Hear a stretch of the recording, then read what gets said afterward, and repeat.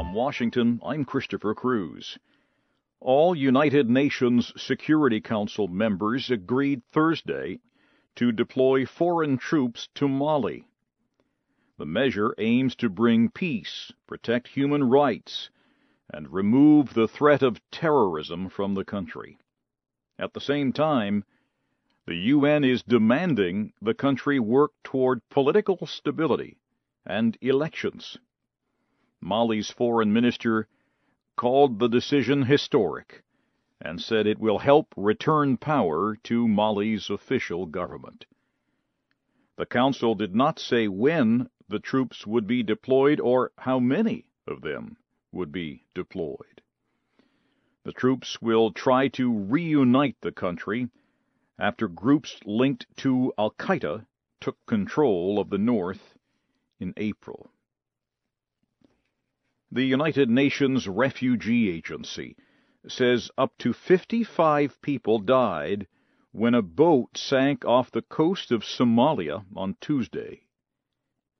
The agency said the boat was carrying Somalis who were fleeing their country. It was going to Yemen. The UN officials said the boat overturned just 15 minutes into the trip. They said 23 bodies have been found. 32 passengers are believed to have drowned. 5 young men swam to safety. Officials, the men that is, said the boat was too crowded. The State Department says American officials made mistakes before the attack on the American consulate in Benghazi, Libya. The American ambassador and 3 other Americans were killed in the attack. Top State Department officials spoke at a Senate hearing on Thursday. They said State Department officials failed to analyze information correctly ahead of the attack. Wednesday, the State Department's Chief of Security resigned. 3 other officials were asked to leave their positions after an investigation found serious problems with the department. Senator John Kerry, the chairman of the Senate Foreign Relations Committee, said on Thursday, Congress must take some responsibility for mistakes leading to the attack. Afghan officials are meeting with the Taliban and other militant groups to discuss the country's future as NATO forces get ready to withdraw in 2014. The talks are being held in private. They began on Thursday near Paris. The meetings mark the first time that Taliban officials, top leaders of the anti-Taliban Northern Alliance, and members of the High Peace Council have held direct talks. Afghan President Hamid Karzai established the Peace Council in 2010 to try to start talks with Taliban militants. The talks were aimed at persuading the militants to end violence and join the political peace process. United Nations human rights investigators have released a new report on Syria. It says thousands have died in the nearly 2-year-old crisis. And it says fighting between government forces and rebels has become a religious war that has led foreigners to join the fighting on each side. You are listening to the news in VOA Special English from Washington. South Africa's president says Nelson Mandela's health is improving. Mr. Mandela recently had lung problems and surgery to remove gallstones. Mr. Mandela is 94. He became South Africa's first black president after spending 27 years in prison for opposing racial discrimination.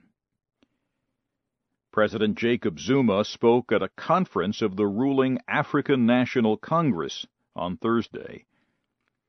He said Mr. Mandela's condition was serious, but he said the former president is reacting well to treatment.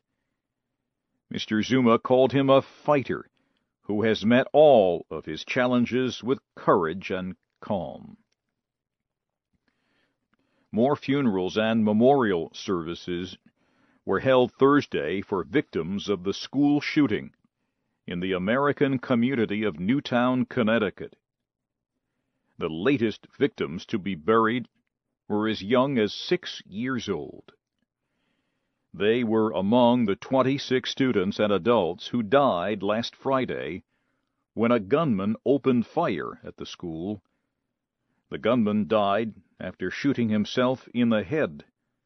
Police believe he also killed his mother before he began shooting at the school.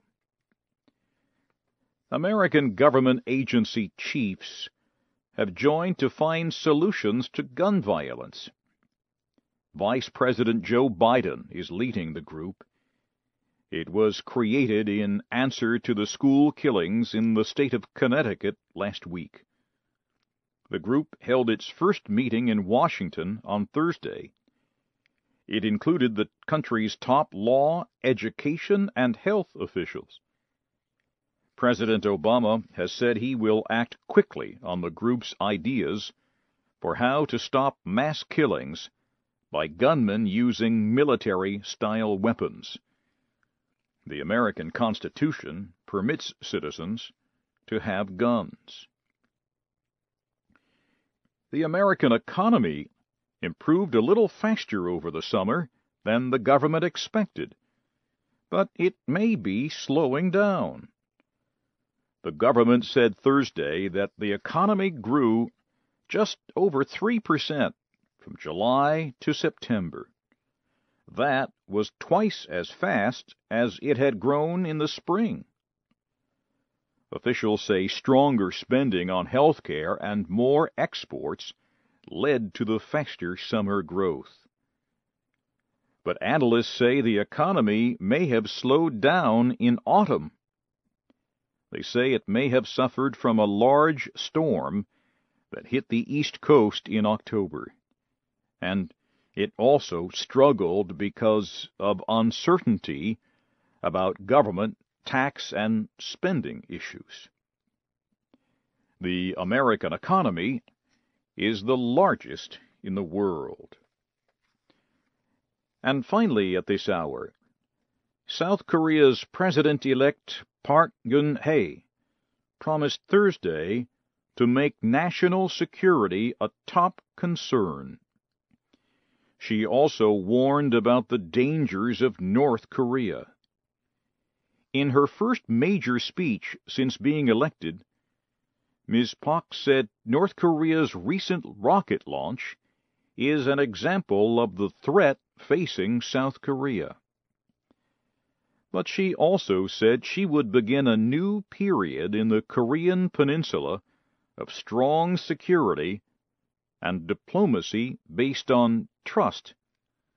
That could signal a desire to improve diplomatic relations with the North. On Wednesday, Ms. Park, a conservative lawmaker, won 51.6% of the vote, becoming the first woman to ever win a presidential election in South Korea.